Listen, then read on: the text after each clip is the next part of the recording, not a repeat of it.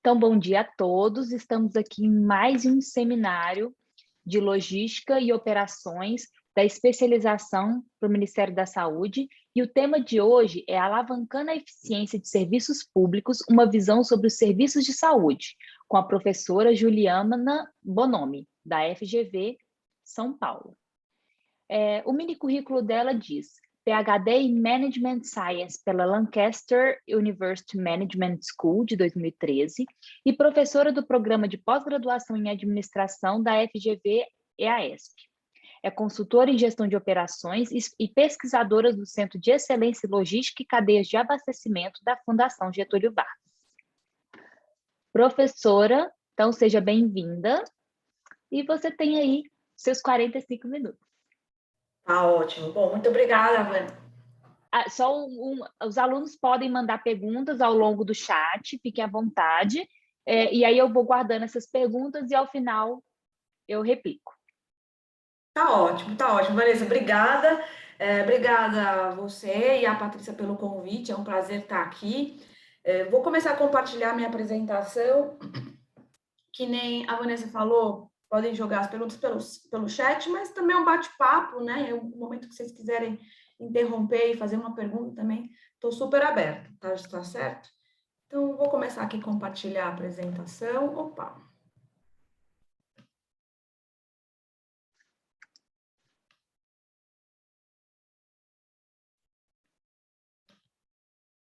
Bom, não vou me apresentar, né? Porque a Vanessa já me apresentou.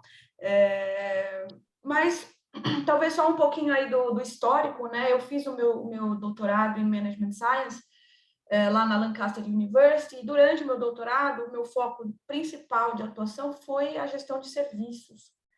E desde que eu voltei, eu venho trabalhando com esse tema, né? Como área de pesquisa, tenho orientando, e vendo os diferentes desdobramentos que ele tem. Uma das áreas que eu cada vez mais tenho me especializado é na gestão pública, né? Porque a gestão de serviços no âmbito público tem, como vocês sabem, né? Não vou ensinar o Pai Nosso ao vigário, tem uma série de especificidades, tá bom? Então, é importante a gente levar em consideração essas especificidades para que a gente possa fazer uma gestão de serviços mais inclusiva e mais adequada às necessidades da gestão pública, tá bom? Então, vamos lá. Acho que como objetivo para o dia, né, eu acho que eu gosto sempre de alinhar um pouco expectativas. O que é a ideia hoje, né, dessa conversa, pessoal? Na verdade, eu queria trazer para vocês aqui alguns conceitos centrais sobre gestão de serviços, explorando essa questão dentro do âmbito da gestão pública, né? E mais especificamente ainda ligado a serviços de saúde, ok?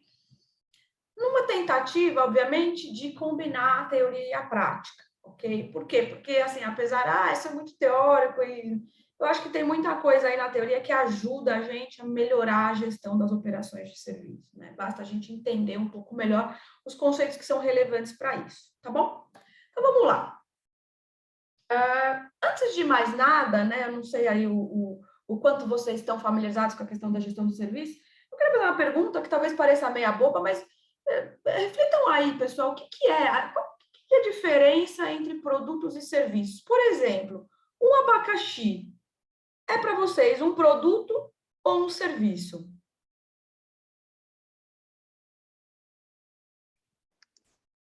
Tá todo mundo mudo, então eu vou responder, tá? É um produto. É um bem. Como boa economista que sou, é um bem. Então, bem, legal, beleza, concordo, né? Vamos ver, tem uma informação aqui, uma coisa aqui no chat, o Carlos também acha que é um produto.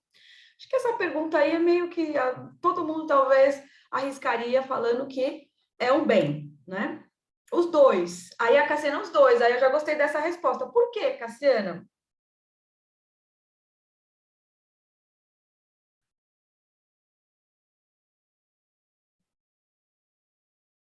Por que seriam os dois?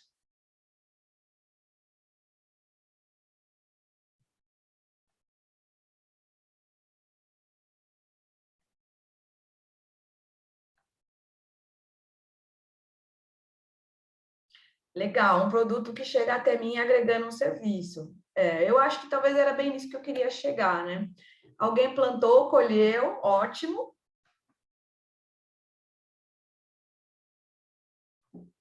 Então, teve um esforço, uma atividade para colocar esse produto à disposição para mim, né? Teve toda uma série de serviços aí ligados a colocar esse abacaxi aí nas minhas mãos, né? Mas pensando especificamente no abacaxi, quando eu compro ele, né? Eu poderia falar, realmente, ele é um bem. Opa, deixa eu travou aqui. Ele realmente é um bem, mas quando a gente pensa que na Idade Média, apesar de tudo aquilo que era feito para o abacaxi chegar, né, na gôndola, na Idade Média os abacaxis eles eram alugados, né? Era tão caro um abacaxi na Europa naquela época que aquilo tinha que ser era trazido das Américas por barco e assim pouquíssimos sobreviviam à viagem que era muito longa, né? Então, aquele abacaxi era assim alugado entre o pessoal da nobreza para ser exposto nas casas como um sinônimo de status. Deriva daqui, pessoal, que a gente tem que pensar que produtos e serviços, na verdade, não são coisas tão diferentes assim, né? Eles são coisas bastante interconectadas, porque, na verdade, a gente compra os produtos pelos serviços que eles oferecem para a gente, né? Eu estou com sede, ou eu estou com fome, o abacaxi vai matar a minha sede. Mas também eu posso alugar esse abacaxi e colocar na minha casa para expor ele, deixar a minha casa mais bonita, como sinônimo aí de status, né? Então, eu acho que essa discussão inicial que eu queria trazer para vocês, ela é importante porque, né, ela traz essa visão de que a gente compra as coisas pelos serviços que eles prestam para a gente. Que nem o modelo aí, né, do Power by the Hour, não sei se vocês já ouviram falar disso, mas o Power by the Hour, na verdade, é hoje uma tendência na indústria aeronáutica, de forma geral. Professora, desculpa, é só porque os slides não estão mostrando amostrinhas, não estão abertos.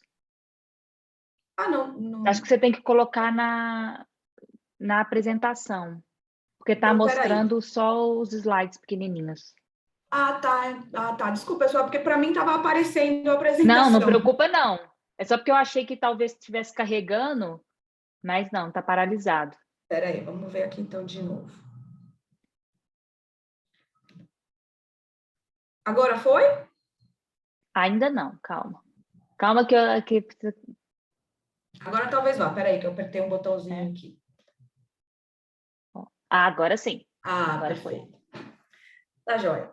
Então, na verdade, né, como eu estava falando, a gente tem que pensar nos produtos que a gente consome pelos serviços que eles prestam para a gente. Né? E aí tem um comentário aqui no chat. Então, vamos alugar o abacaxi, então.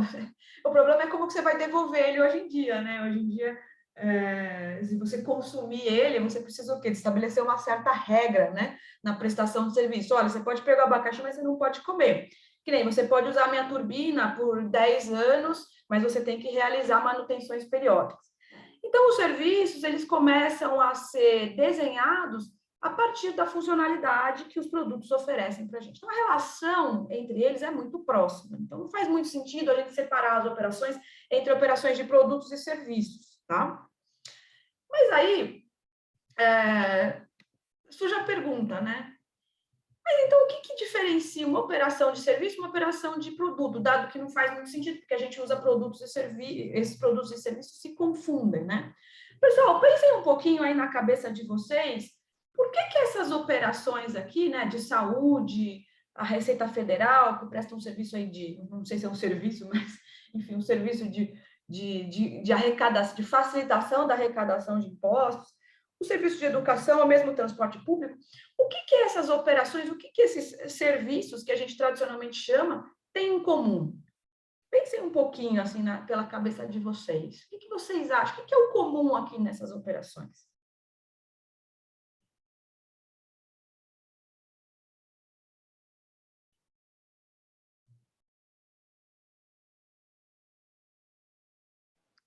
Estou com vontade de responder. A professora pode? Vamos lá, Vanessa, você vai me Ah, ajudando. não, vai que eu erro, né, aí vai ficar feio, né. Então melhor eu esperar os alunos. E aí, pessoal, o que vocês acham que tem aqui de comum nessas prestações de serviço aqui?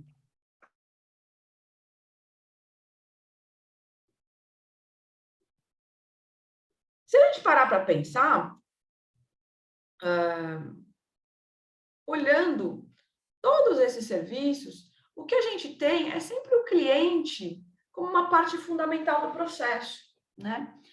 Então, veja que quando, mesmo no exemplo do aluguel do abacaxi, quando eu estava lá pensando em alugar o abacaxi para deixar ele na minha mesa, eu tinha um papel fundamental que era pegar o abacaxi, cuidar dele para que ele fosse devolvido na íntegra, né? Sem nenhum tipo de avaria, né? Da mesma forma que no serviço de saúde, que nem a gente vê nesse atendimento, a gente tem o paciente com o papel central de falar o que está acontecendo com ele e explicar o que ele tem de necessidade. Sem isso, o médico não consegue fazer o diagnóstico, né? Mesmo se ele chegar lá na recepção do pronto atendimento sem a carteirinha do SUS, ele tem que voltar para trás, eu não consigo atender ele. Então, o cliente ele tem um papel fundamental na prestação de serviço, uma coisa que a gente não enxerga, por exemplo, na produção do próprio abacaxi, né? Enfim, quando ele está lá sendo plantado, a colheita, eu que vou consumir o abacaxi, não sei de nada, né? Nem sei o que acontece lá com aquele processo. Mas quando eu estou alugando o abacaxi, sim, aí eu sei o que está acontecendo com ele e eu tenho uma corresponsabilidade em relação àquele serviço, tá certo? Mas por que isso é importante? Né? Se você pensar, os clientes, é importante porque eles têm uma necessidade em relação àquele serviço. Eles estão ou procurando acesso a um certo tipo de capacidade ou competência, né? Que nem no transporte público, acesso a esse ônibus que está disponibilizado pela prefeitura, ou a inteligência do profissional de saúde que faz o diagnóstico, a inteligência da professora, ou eles estão querendo algum tipo de intervenção, né? Eles querem melhorar, eles querem que o bem-estar melhore quando eu mudo o cabelo, ou a minha empresa, eu posso, uma consultoria, eu posso querer que o meu processo lá de gestão seja melhorado de alguma forma. Então, o cliente está sempre querendo algum benefício, né? Daquele serviço, tá certo? E por estar presente e querer um benefício, tem a grande pergunta que é o e daí, né? O que isso acarreta? Acarreta que, como eles estão presentes, eles estão com uma expectativa em relação àquele serviço, se algo der errado, eles vão saber na hora. Ou seja, a gente não tem tempo de reação na gestão de serviço. Ela tem que ser planejada antes. Porque na hora que o serviço está sendo prestado, não tem mais muito o que fazer, tá certo? Então, a gente tem que entender como que a gente desenha a nossa operação para gerenciar ou para acomodar o nosso cliente, tá certo? Então, uma operação de serviço, ela deve ser desenhada para gerar valor para o cliente, sabendo que o cliente está presente na operação o tempo todo, né? O paciente está presente no consultório médico, o paciente está presente nos processos de recepção do pronto atendimento, está presente durante os exames todos que ele faz, né? E dependendo da situação, até numa situação de vulnerabilidade, tá certo? Então, a gente precisa começar a desenhar o que esses caras querem do meu serviço, tá bom? E aí, o que uma pessoa quer de um serviço, né, depende muito de quem vai consumir, ok? E é claro que no serviço de saúde, a coisa mais óbvia é o paciente como sendo o principal usuário do serviço, né? Então, eu fico pensando aqui, talvez aqui na Dona Maria, né? O que ela espera? Qual que é o valor que ela atribui para o meu serviço? Para eu saber o que eu tenho que entregar para ela, tá certo? Mas isso, pensando de uma maneira bem fechada na caixinha, né? Não qualquer tipo de serviço de saúde, o paciente é o principal beneficiário, é quem avalia aquele serviço, tá certo?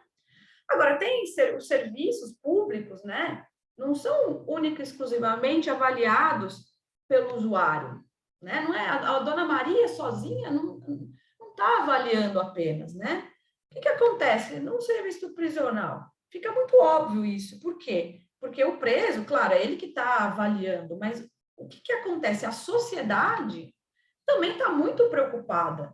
Por quê? O resultado, né, do serviço prisional, a devolução do preso para a sociedade, impacta diretamente a nossa vida, tá certo? Então, no serviço público, isso acontece no âmbito da saúde também. Você tem um usuário, né, que é o receptor primário do serviço, mas você tem a sociedade também como um stakeholder importante que tem que ver o valor daquele serviço. Por exemplo, o que a gente está vendo com o Covid, né? Por incrível que pareça, essa situação melhorou a percepção dos usuários, da sociedade em relação aos serviços públicos de saúde, visto os processos de vacinação e a recepção, mas isso não distribuído no Brasil, tá bom, gente? Claro que se você for pegar lá na época do pico da pandemia, lá no Amazonas, quando teve a crise do oxigênio, não teve essa melhora de percepção. Mas isso traz, então, uma outra dimensão, que a sociedade avalia também, né? Então, eu preciso ver o valor que a sociedade está atribuindo àquele serviço, né? E eu preciso tentar balancear como que eu entrego valor para o usuário, mas também valor para a minha sociedade, tá? E tem um outro aspecto central em serviços públicos, é que quem paga e executa o serviço é diferente, né? Então, você tem um descasamento aí orçamentário entre quem cria o serviço e quem presta esse serviço e aquele que paga por aquele serviço, tá certo? Então, os custos a definição de custos fica a cargo do gestor público, mas o orçamento vem alocado para que aquele gestor público balanceie ele, tá certo? Então, toda vez que a gente pensa em valor no serviço público, a gente tem que pensar no que os diferentes stakeholders querem, tá certo? Para que a gente consiga definir os benefícios que a gente vai entregar com a minha prestação de saúde. Então, o que eu quero entregar? Equidade, porque a sociedade quer equidade, né? Todas as pessoas gostariam de ter acesso universal ao sistema de saúde. Enfim, eu quero chegar lá e ser atendido, independente se eu sou uma pessoa de baixa renda ou uma pessoa de alta renda, né? O serviço teria que abranger a sociedade como um todo. Tem outros benefícios que eu esperaria, né? Confiança no serviço que eu recebo.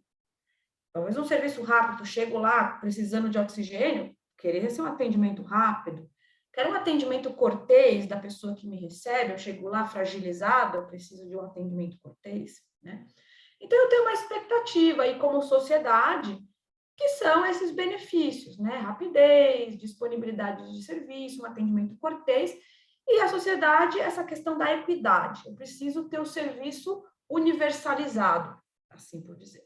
Por outro lado, eu tenho um stakeholder importante aí, que é o gestor público e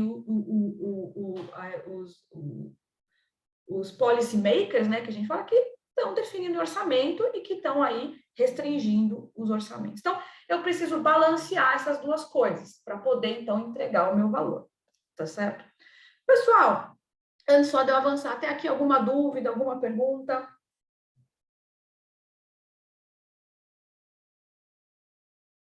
Legal. Bom, então, já que a gente já viu mais ou menos o que é valor em serviços públicos, né? Essa questão da rapidez, equidade, enfim, claro, isso vai variar dependendo de um serviço que você está atendendo. Num pronto atendimento, a rapidez talvez seja mais importante do que num serviço de diagnóstico. Numa maternidade, a disponibilidade de leitos talvez seja mais importante do que talvez a rapidez de atendimento, porque tem aquele tempo, né, do pré-parto que acomoda a gestante, então você precisa ter.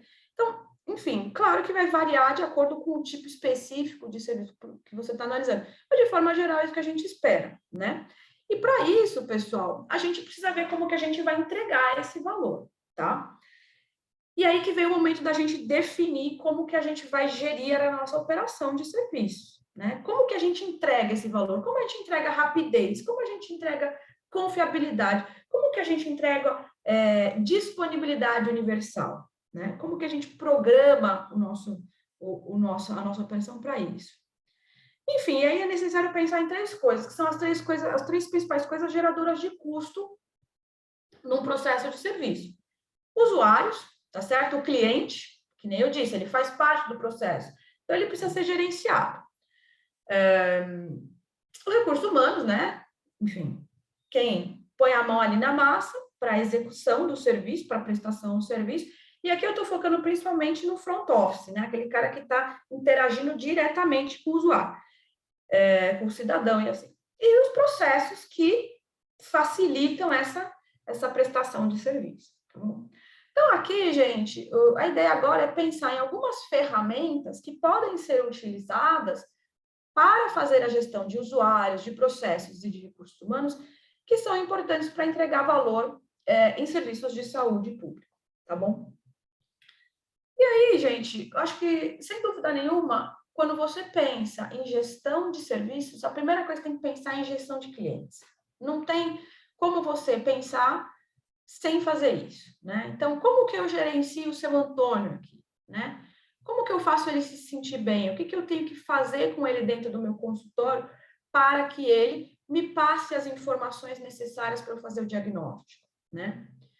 Então, como que eu conduzo ele pelo processo de serviço? E aí tem algumas técnicas, a gente poderia dizer assim. Primeiro, educação, né? Eu acho que isso a gente viu muito aí agora durante a pandemia.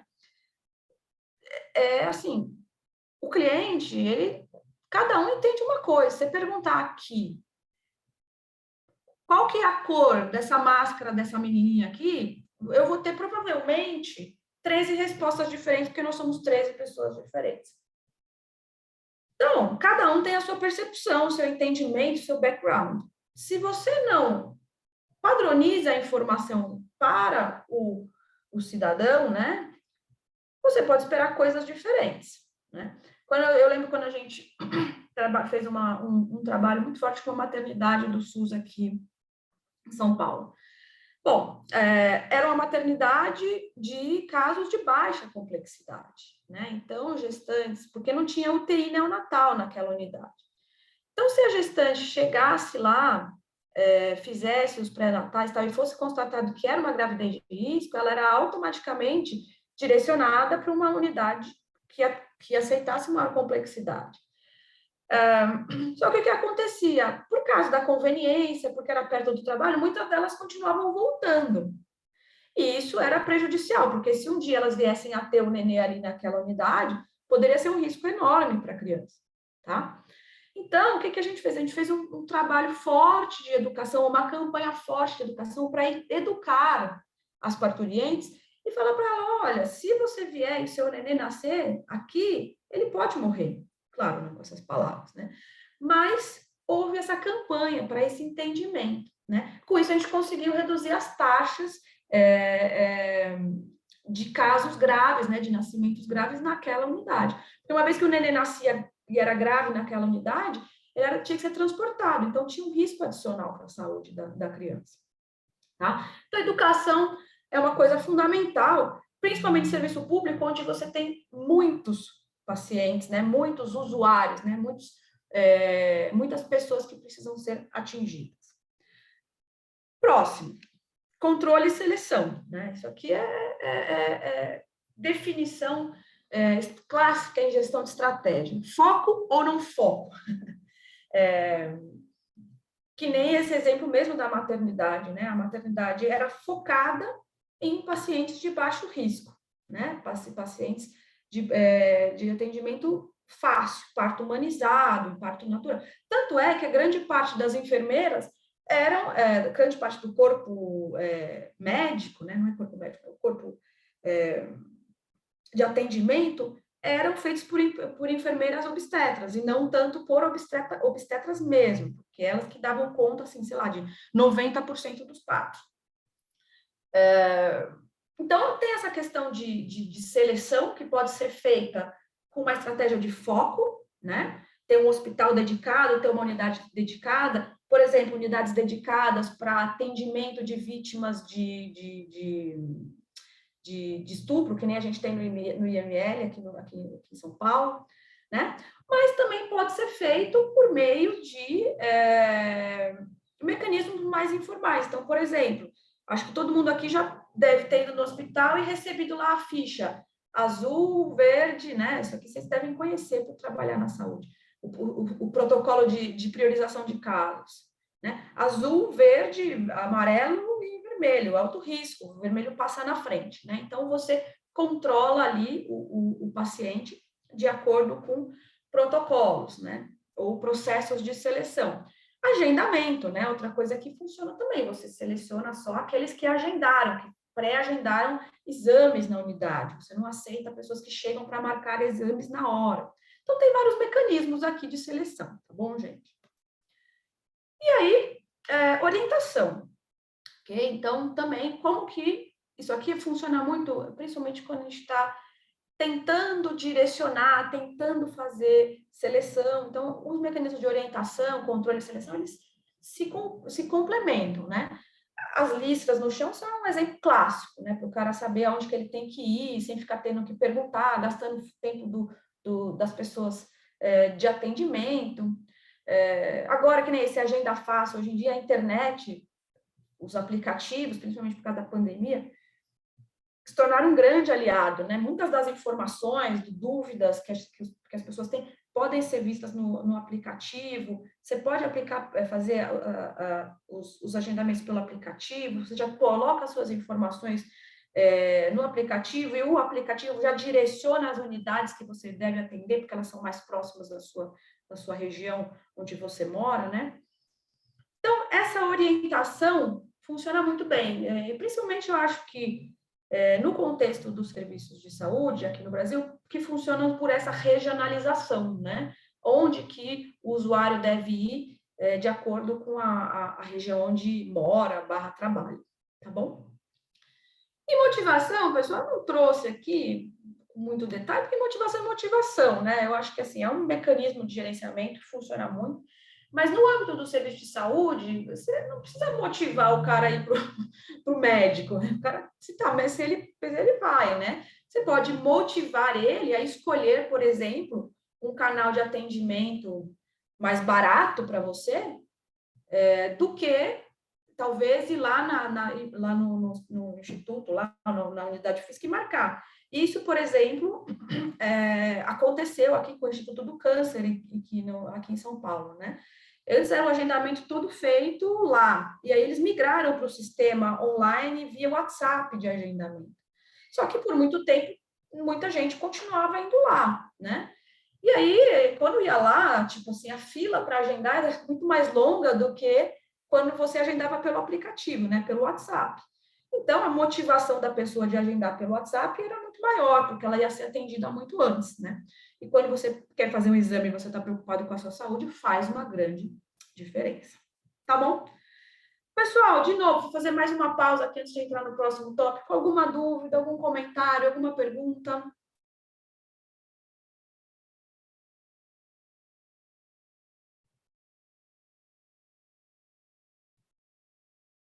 Perfeito, então. Então, vamos lá. Bom, seguindo, falamos... Opa, tem uma perguntinha aqui no chat, vamos lá. Tá tranquilo. Obrigada, Carlos, ótimo. Legal, falamos então sobre gestão de usuários, óbvio, e a gente tem que pensar em processos. Existem diferentes tipos de processos de serviço, tá bom? Mas eu não vou me detalhar em cada um deles, até mesmo porque muitos deles a gente não vê no serviço de saúde, né? O que a gente mais vê efetivamente são os serviços em massa combinados com os serviços job, que a gente chama, né?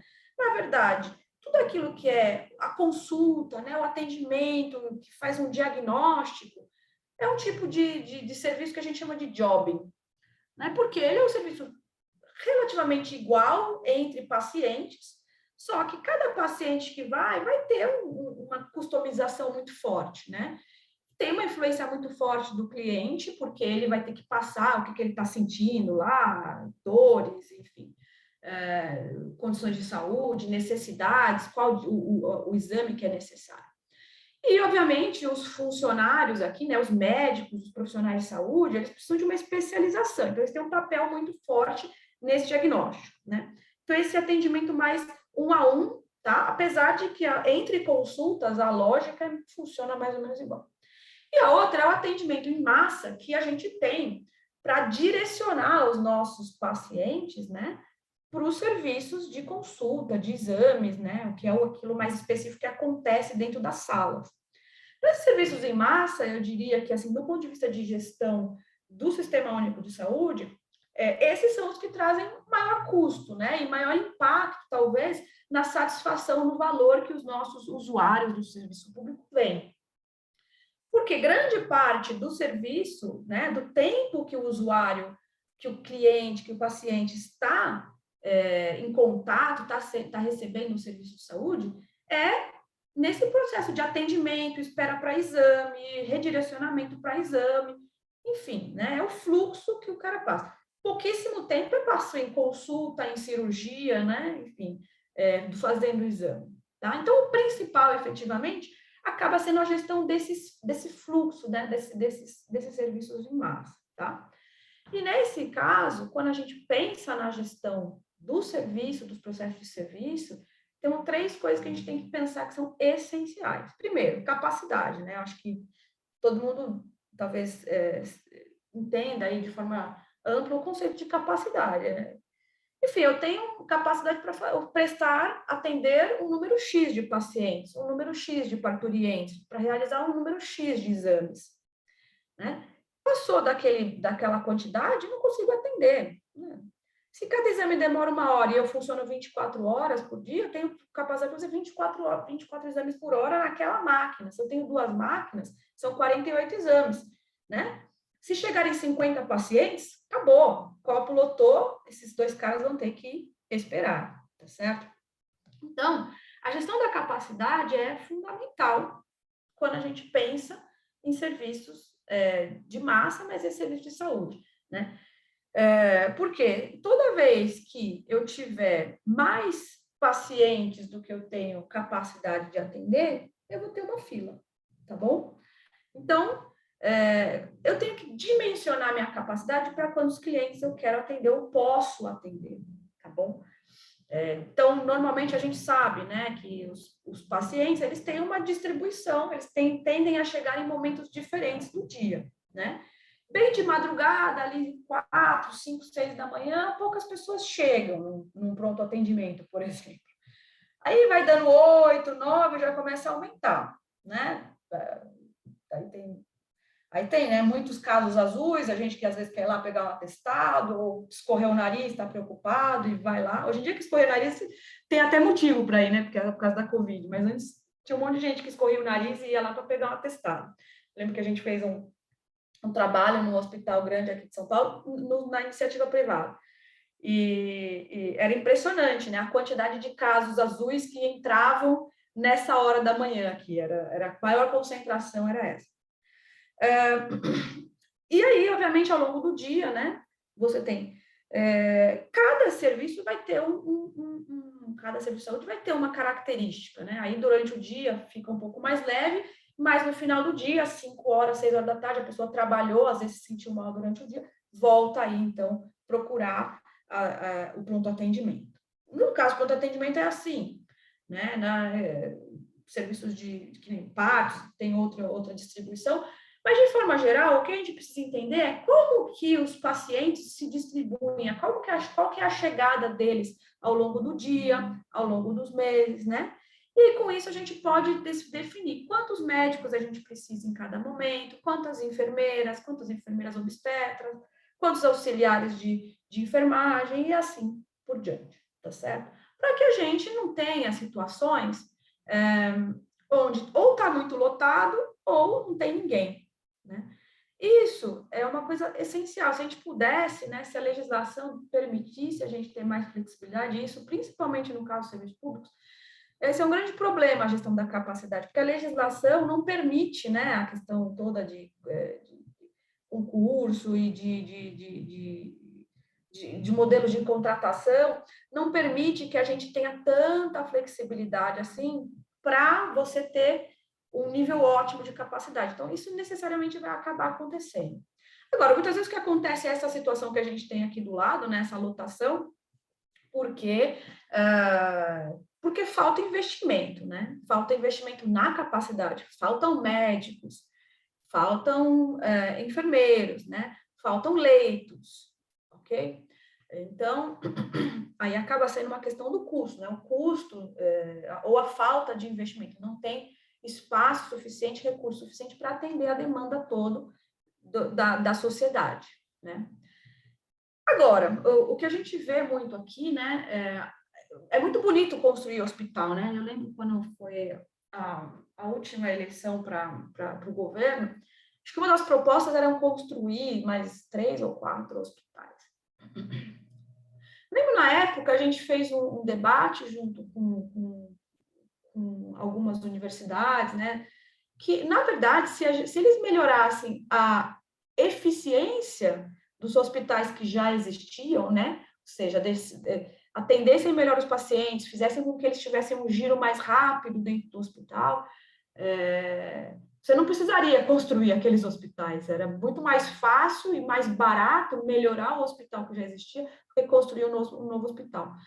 Então, na verdade, muitas das vezes, esses problemas que a gente vê aqui do lado, sim, é uma falta de investimento, é um problema de falta de recursos, mas também é uma má utilização dos recursos. Eu acho que talvez aqui eu esteja falando coisas que vocês entendem muito, muito melhor do que eu, tá bom?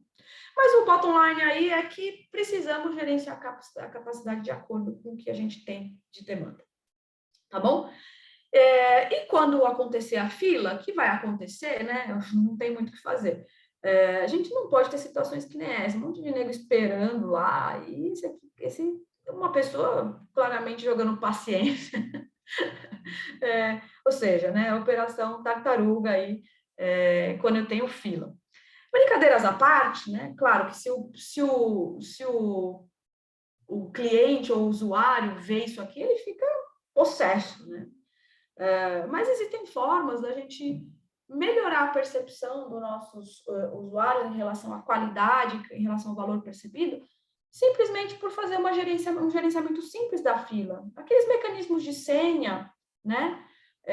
Explicar para o paciente que quem está na frente dele, o porquê que aquela pessoa está na frente, o porquê que aquela pessoa foi passada na frente dele, né? Coloca uma televisão para o cara ver para ver uma novela enquanto ele espera lá 2 horas por um exame, né? Claro, precisa de investimento, não estou falando que não precisa, né? Mas qual é o valor que quer ser entregue? Talvez, no âmbito do faltam tantos recursos, eu não vou gastar dinheiro com uma televisão. Claro, pode ser que não seja relevante. Por outro lado, um serviço de senha, né? Ele ajuda não só a deixar os usuários mais felizes, né? Mais confortáveis, mas ele ajuda também na organização do fluxo, né? Ficar muito mais eficiente, você saber quem já foi atendido, quem precisa ter atendido, para dar vazão e começar o processo de atendimento, né? Então, a gestão da fila é importante. E aí, por último, sem dúvida nenhuma, não podemos deixar de falar do layout, né? Como eu organizo as cadeiras, o espaço, facilita muito a quantidade de pessoas que eu consigo atender, né? Quantas pessoas eu consigo colocar no atendimento? Se eu hoje em dia trabalho com um agendamento online, coloco as informações online, é muito mais rápido, né? E também eu tenho que pensar na qualidade daquele ambiente onde a pessoa vai ser atendida. Precisa ter firula? Não, mas precisa ter uma limpeza, uma temperatura adequada, né? O que custa você colocar um quadro que é mais acolhedor, né? Para deixar o ambiente mais propício para a prestação do serviço. Tudo bem? Bom, pessoal, em relação à gestão de processo, é basicamente isso, né? O que eu falo em relação à gestão de layout? Eu coloquei essa figurinha aqui até para lembrar. Esse aqui foi um trabalho também que a gente fez numa unidade do SUS aqui em São Paulo, né? E era um atendimento para grávidas, era uma maternidade, né? E é atendimento para grávidas em com diferentes níveis de gravidade. Então, o que era muito comum aqui é que a grávida entra passando mal e ela já tem que passar por algum tipo de atendimento, né? Então, tem que passar na triagem, e aí o que acontecia? Aqui na triagem, no meio da sala de espera, ela ganhava um aventalzinho que tinha que se trocar nesse banheiro aqui, e depois ela ficava esperando de novo aqui na sala, de avental, né? Pensa de avental, aqueles aventaizinhos graça, né? Às vezes que fica com alguma coisa aparecendo, passando gente, né? Entrando gente, acompanhante de outras parturientes, para ir para o consultório.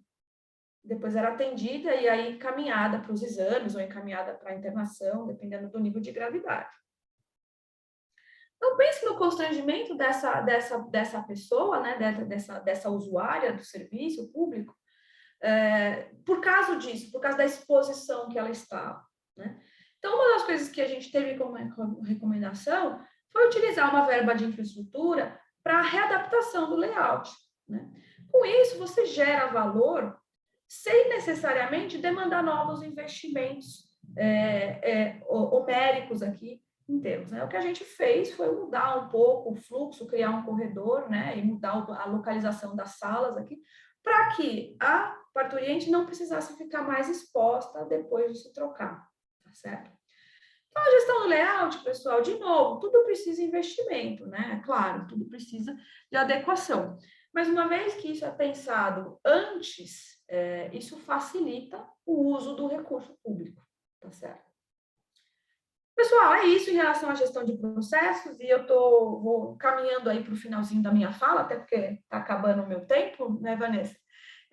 Mas antes, em relação a processos, de novo, alguma dúvida, algum comentário?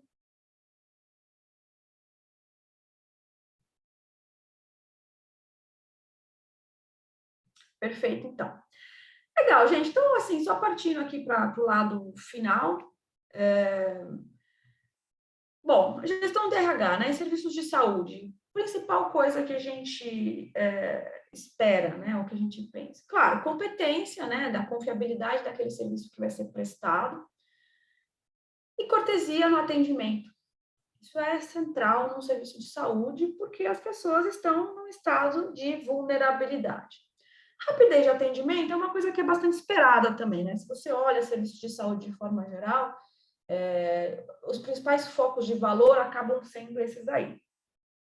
Muito disso depende de como os profissionais de saúde e os outros profissionais de apoio agem ao interagir com os usuários, ao interagir com os pacientes, tá certo? Então, cabe sempre o comentário de que é necessário estabelecer um padrão de qualidade, né? Um treinamento, né? Como que deve ser a cortesia, né? Como que deve ser o processo de explicar para o usuário tal coisa. E, claro, aqui a gente tem, de novo, um problema muito forte, né? A gente barra muito na questão da motivação dos usuários, que a gente encontra aí no serviço público, principalmente aqui no Brasil, em relação ao salário que ele ganha, em relação ao atendimento. Veja, nesse trabalho que eu falei aí do layout, a gente tinha 80% do quadro da enfermagem, né, não as enfermeiras obstetras, mas o quadro de enfermagem, tirando as enfermeiras obstetras, que, além de trabalhar lá, faziam outro turno em hospitais particulares. Né? Por quê? Porque o salário não dava, o salário era baixo. Muitas delas falavam, não, a gente trabalha aqui porque a gente aprende, né? Tem essa questão da aprendizagem, que é importante, mas, por outro lado, o salário não compensava, o salário era muito baixo. Então, tinha uma desmotivação clara ali em relação a elas. Por quê? Primeiro porque elas eram desmotivadas em relação ao salário, mas segundo porque ela cansada, né? Então, a gente entende que você está lidando com um recurso humano numa condição de estresse, né? Somado a isso, uma questão de legislação, com uma relativa estabilidade em alguns casos, que que potencializa esse problema, gerando absenteísmo e tal. Então, criar essa cortesia, criar esse padrão de atendimento é extremamente difícil. E eu diria que, nos trabalhos que a gente fez, sempre foi a coisa mais difícil. Nunca foi desenhar a nossa solução, e sim foi implementar por causa de ter que, por causa que a gente precisava conseguir trazer as pessoas, precisava resolver problemas ligados com a gestão do RH, né? Há uma limitação muito forte também em relação à realocação de tarefas, né? Ou seja, o que um pode fazer, o que não pode fazer no âmbito da saúde. Por quê? Por causa de especialização, né? A questão da qualificação. Então, tem algumas tarefas que precisam ser executadas por enfermeiras, não pode ser auxiliar de enfermagem, assim por diante. Isso limita muito, né? Aquela questão de ter uma capacidade mais flexível. E, infelizmente, não tem muito o que fazer. E aí, eu acho que isso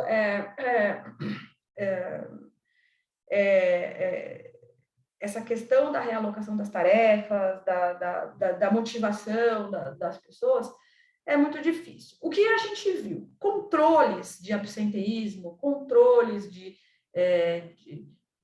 a gestão do RH propriamente dita, né? A gestão do funcionário, mecanismos de feedback, mecanismos de controle do funcionário, de acolhimento do funcionário, eles ajudam muito, sim, a criar um ambiente melhor para esses funcionários e melhorar o padrão do serviço que eles prestam, né?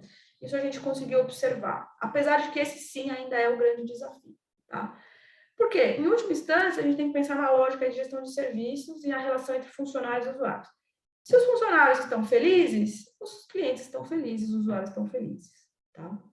Então, acho que o grande desafio aqui, realmente, é deixar os funcionários felizes e usar, quando possível, a possibilidade de flexibilização na jornada de trabalho e o multitarefas, né? Apesar de todas as limitações que a gente tem aí no setor de saúde, né? E as práticas de RH que são estabelecidas aí na área de gestão, como controle de absenteísmo e motivação de funcionários, acaba funcionando um pouco também, mas acaba sendo bem mais difícil, bem mais desafiador. Então, aqui, realmente, infelizmente, eu não tenho, assim, muita ajuda para dar, né? Como eu diria, life is messy. E aí, eu acho que esse é o grande desafio aí. Muito mais, acho que, do que desenhar a operação e pensar em como atender os usuários, adequar a infraestrutura que a gente tem no serviço público para entregar isso que eu estou propondo para vocês. Mas com isso, pessoal, eu encerro a minha fala, deixo aí para vocês aberto também para comentários, para perguntas e para a gente ter uma discussão aí bacana em relação às ideias expostas. Agradeço e espero que vocês tenham gostado. Professora Juliana, parabéns, que palestra maravilhosa. Eu dou aula de administração da produção e operações para graduação e eu sempre bato na tecla de serviços. Afinal de contas, Brasília é baseada em serviços, né? E a gente tende a pensar que a produção e operações está só lá na fábrica, né? E aí eu bato sempre nessa tecla e converso muito com os alunos sobre isso, particularmente no setor público, né? Porque muitos alunos são filhos de servidores, serão servidores, então eu falo muito com isso com eles. E no final do semestre, eles sempre fazem um seminário. E alguns, né, se aventuram em falar de uma organização de serviço, porque é muito mais fácil ver operações numa produção fabril. Sem dúvida. Então, sem alguns dúvida. se aventuram e é muito legal, eu gosto muito, principalmente quando alguns se aventuram aí para o setor público para fazer o seminário, né? Então, eu gostei muito. Esse trabalho que você fez no hospital foi uma parceria com o hospital, porque a pergunta, porque como né, na graduação, muitas vezes a gente quer fazer algum trabalho no hospital, mas não consegue acesso. Eles não deixam mesmo, eles têm muita dificuldade em aceitar um aluno, um pesquisador de fora, né, para fazer um trabalho com o hospital. Então, Vanessa, acho que primeiro só um comentário rápido em relação ao que você falou. Realmente, assim, a gente foi acostumado a ensinar gestão de operações no ambiente fabril, né? E tem muita adaptação legal no contexto de serviços e, assim, eu sou uma entusiasta dessa área, eu acho bem bacana, porque pensar as diferenças é interessante, né? Todos os conceitos que eu falei ali são conceitos tradicionais de operação, mas aplicado em serviços. Talvez a parte de gestão de clientes seja uma coisa que não tenha tanto, né? Mas mais, assim, dessa literatura. Mas eu sou uma entusiasta. Mas, assim, essa parte que você perguntou, essas minhas experiências, vêm de duas frentes.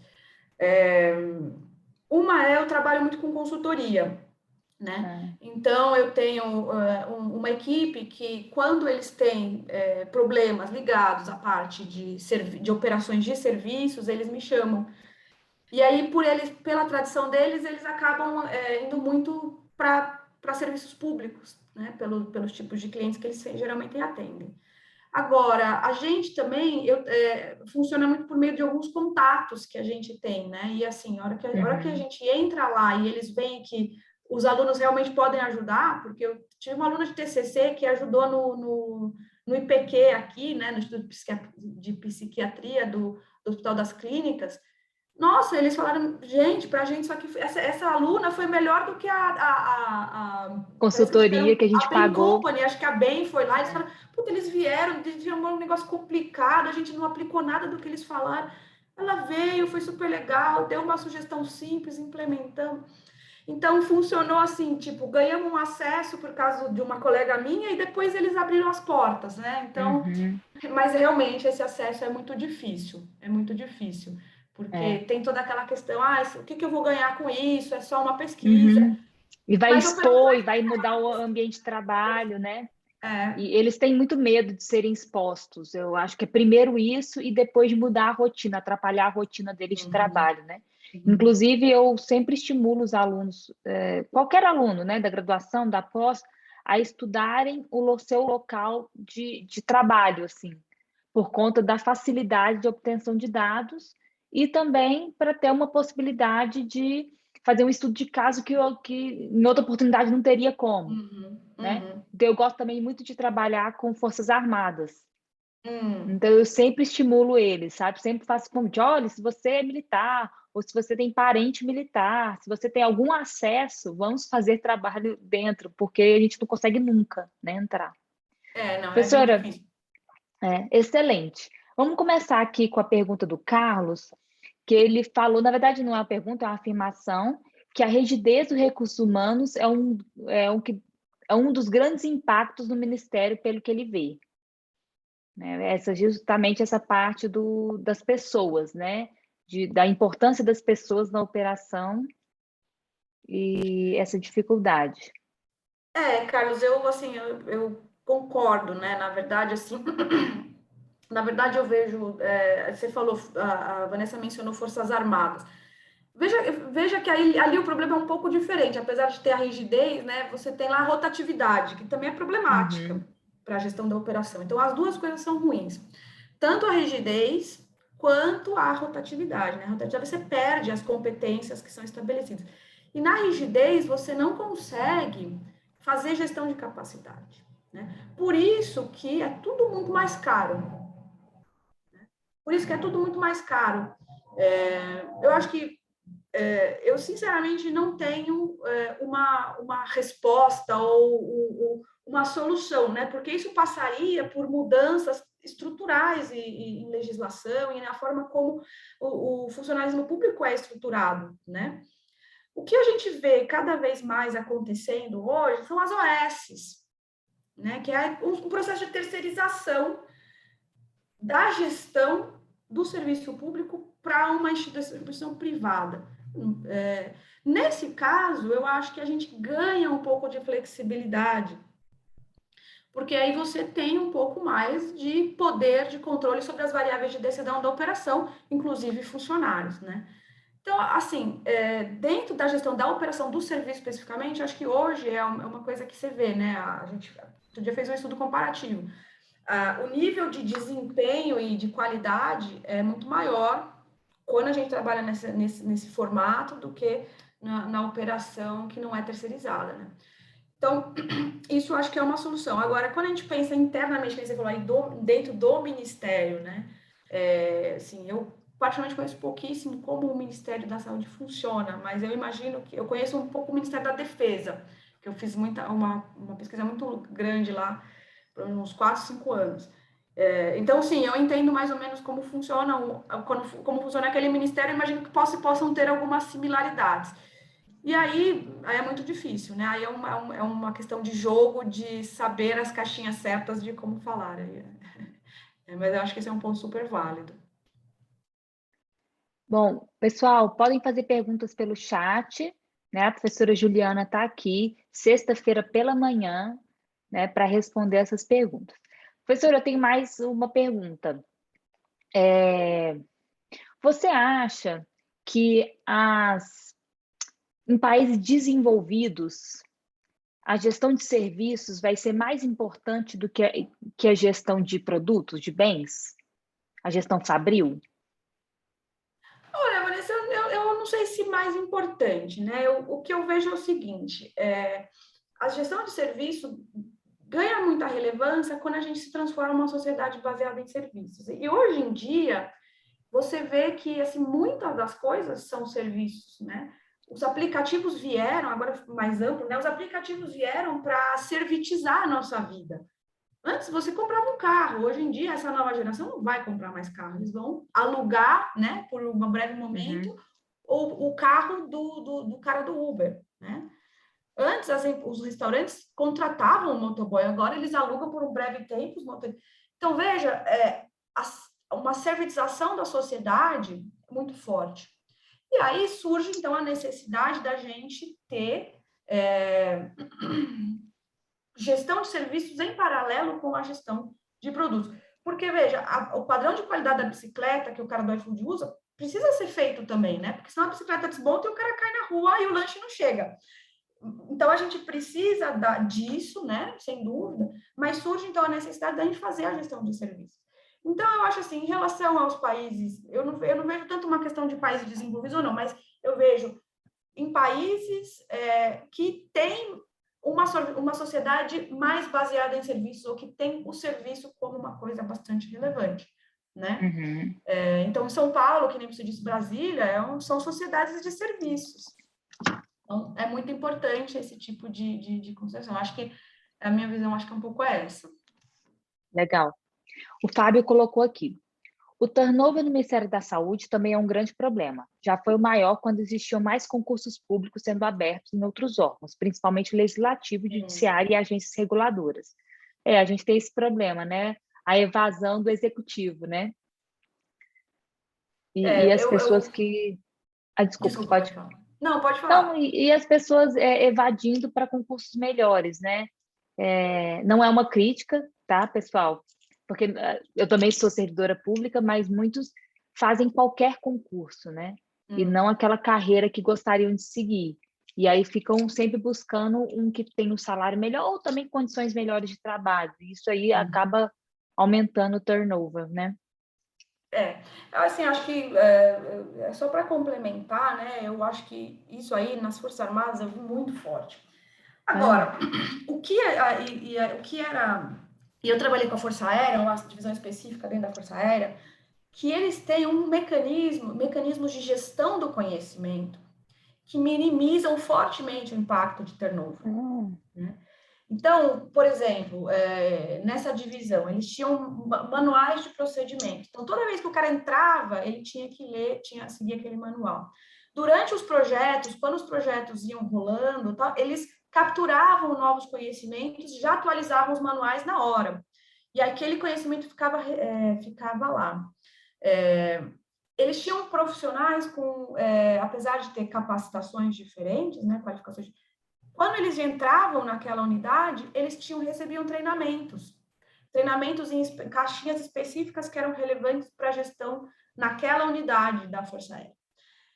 Então, por meio de mecanismos de gestão do conhecimento, eles conseguiam minimizar muito o impacto do turnover, né? E isso eu acho que é uma coisa central em gestão de serviços públicos. A gente precisaria ter mais mecanismos para reduzir, porque, e veja, eu acho que isso aqui acontece por causa dos concursos, mas acontece também porque muda muito a estrutura organizacional, né? Talvez dentro Ainda do tem isso. ministério e Uhum. dentro dos órgãos que prestam os serviços mesmo, né? Então, como a mudança da estrutura organizacional é muito comum, se esse conhecimento é tirado e guardado numa área específica, né, tipo uma área de gestão do conhecimento, por mais que a área mude de nome ou a pessoa troque, aquele conhecimento, aquelas ferramentas de gestão do conhecimento ficam centralizadas. Então, Uhum. isso eu acho que é fundamental no serviço público. Eu não cheguei a colocar lá, mas eu acho que isso é um mecanismo de gestão fundamental que acho que contribuiria muito no nível de gestão do Ministério ou mesmo no nível de prestação de serviço para o usuário final. Eu fico impressionada, assim. No próprio departamento, né? Nós temos algumas tarefas a serem executadas que fogem completamente da nossa atividade normal do dia a dia, né? E aí você vai, por exemplo, avaliar um processo.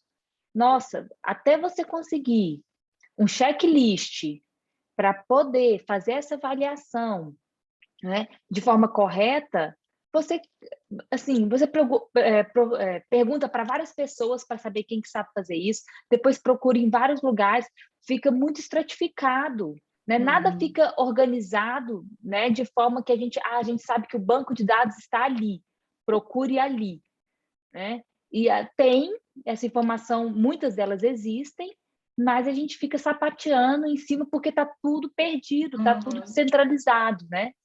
E ainda tem isso, né? Tem aquela pessoa que sabe tudo, que é ótima, maravilhosa. Aí ela aposenta.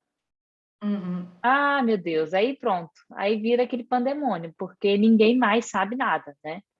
Então isso é muito comum. Eu acho que em diversos órgãos. Agora, militar faz isso muito bem. Como eu estudei no colégio militar, né? Então eu sei um pouco. E meu irmão é militar. Ele falou: Vanessa, tem manual até de como colocar a boina na cabeça. Então, assim, acaba tendo uma rigidez, Hum, porque existe o manual de como fazer, né? Mas, ao mesmo tempo, está tudo documentado. uhum. Então, se você precisar de qualquer manual, né, você está ali para poder executar. Está tudo muito bem documentado, né? Ele falou, tem um É, manual de siglas, e eu falei, claro que tem que ter um manual de siglas e abreviaturas, porque eles vivem de sigla e abreviatura, se não tivesse, né? é bem por aí mesmo. Eu também eu tive que me adequar bem ali. Eu demorei um tempo para me adequar. Depois eu já Até conseguia. Mas eu esqueci, assim. Mas eu acho que eles pois, sempre levavam em consideração que eu estava tentando. Mas eu é, concordo com você que realmente lá eles têm uma tendência a ser acima, isso, talvez, é. mas, assim, de qualquer forma, acho que o sistema de gestão de conhecimento, de armazenagem do conhecimento, que servindo como guideline e tal, eles Uhum. são super positivos, né?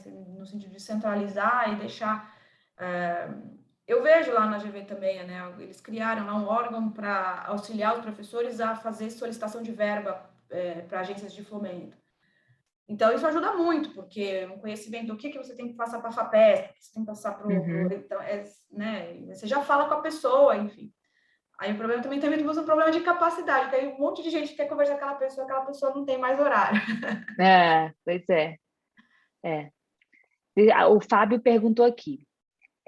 A professora, na apresentação, discorreu sobre o layout na prestação de serviço das organizações. Como gerenciar os impactos negativos de uma mudança nesse gênero em usuários e colaboradores? Ah, Aquelas famosas mudanças de layout para caber mais gente, né? Mudança de é, ministério, mudança de prédio. é. Aí, Fábio, aí eu concordo com você. Você está falando assim, especificamente na chateação que é você trocar a roda com o carro em movimento, certo? Imagino que Penso que seja é isso, isso. vamos ver. A gente estava discutindo, nós fizemos uma visita técnica na semana passada, a Snellog, que é a empresa de logística do grupo NC, de Uhum. farmacêutica. E eles estavam justamente, não tem nada a ver com a visita, tem a ver com a gente comentando, né? Essas mudanças de prédio, né? E aí, como você falou, trocar o pneu num carro em movimento, né? Você não para o serviço, você continua executando o seu serviço e quem faz a mudança é você, né? Não tem uma empresa de mudança que vai fazer tudo, né? Então, eles que têm que fazer, e aí chega, e como é que vai ser o layout novo, né? Vamos ver. Mas, bom, ele está pedindo como gerenciar esses impactos. Bom, Fábio, era essa mesmo a dúvida? Era esse?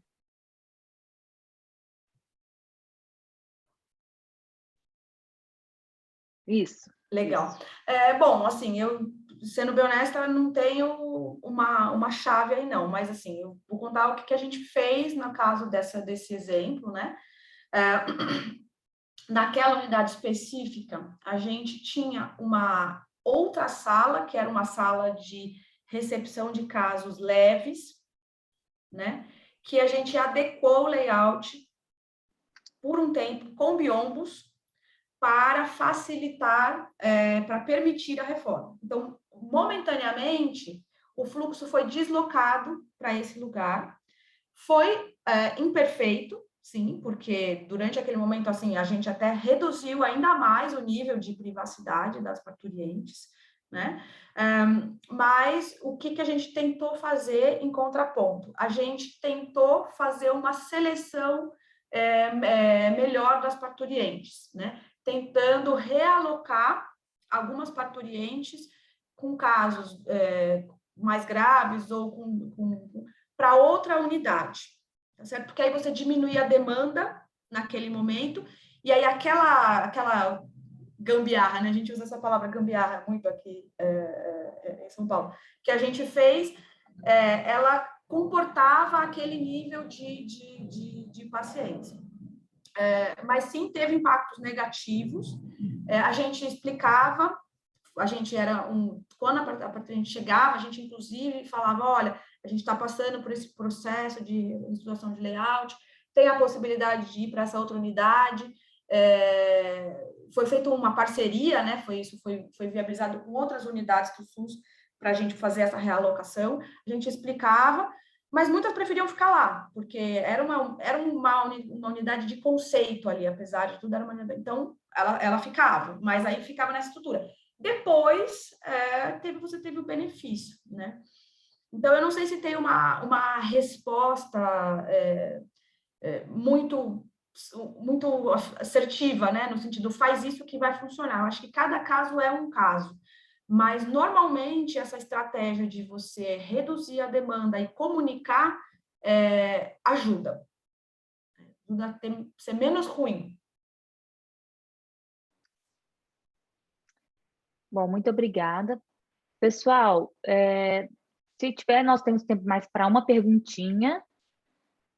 Senão, nós vamos finalizar, né? Que nós estamos todas...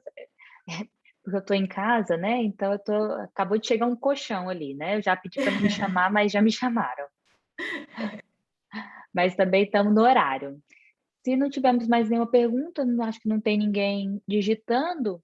Professora, algumas palavras finais? Bom, acho que só resta agradecer aqui, espero que vocês tenham gostado, né? Acho que é sempre bom, mesmo atuando dentro do Ministério, talvez vocês não atuem diretamente ali no atendimento ao usuário, mas acho que ter a ideia do que é necessário para o usuário no dia a dia, acho que é importante, né? Em gestão de serviço, a gente fala do gap da qualidade, né? O cara que recebe o serviço vê ele diferente daquele que presta o serviço, e o cara que planeja e paga pelo serviço também vê diferente. Então, se eu de alguma forma ajudei para trazer a visão de vocês mais próxima da visão do usuário, eu acho que eu fico feliz aqui com a palestra. Agradeço e deixo o meu contato aqui no chat, se alguém quiser, tiver algum interesse de me contatar, estou à disposição. Professora, muito obrigada. A palestra foi riquíssima. Eu tenho certeza que mesmo que eles não trabalhem no front, né? Mas quem trabalha com serviços tem que pensar no cliente cidadão, né? Então, assim, nós como servidores públicos estamos atendendo ao cliente cidadão. Então, a gente tem que lembrar disso, né? Mesmo que a gente não esteja lá na ponta, né? A gente tem que lembrar que o cidadão é o nosso cliente. Então, eu acho que é importante, sim, a gente entender esse processo como gestores, né? Gestores de serviço. Então, muito obrigada. Eu tenho, né, como eu aprendi muito, relembrei vários conceitos que eu adoro trabalhar. Tenho certeza que foi muito rico para os nossos alunos aqui, que eles aprenderam muito, e nós, né, ficamos também à disposição para o que você precisar, tanto dentro da UNB, né, que a gente puder ajudar, e também no curso de especialização e no departamento de administração. Tá ótimo. Gente, muito obrigada, foi um prazer e até a próxima. Então, tchau, tchau, pessoal, até a próxima. Bom final de semana. Até.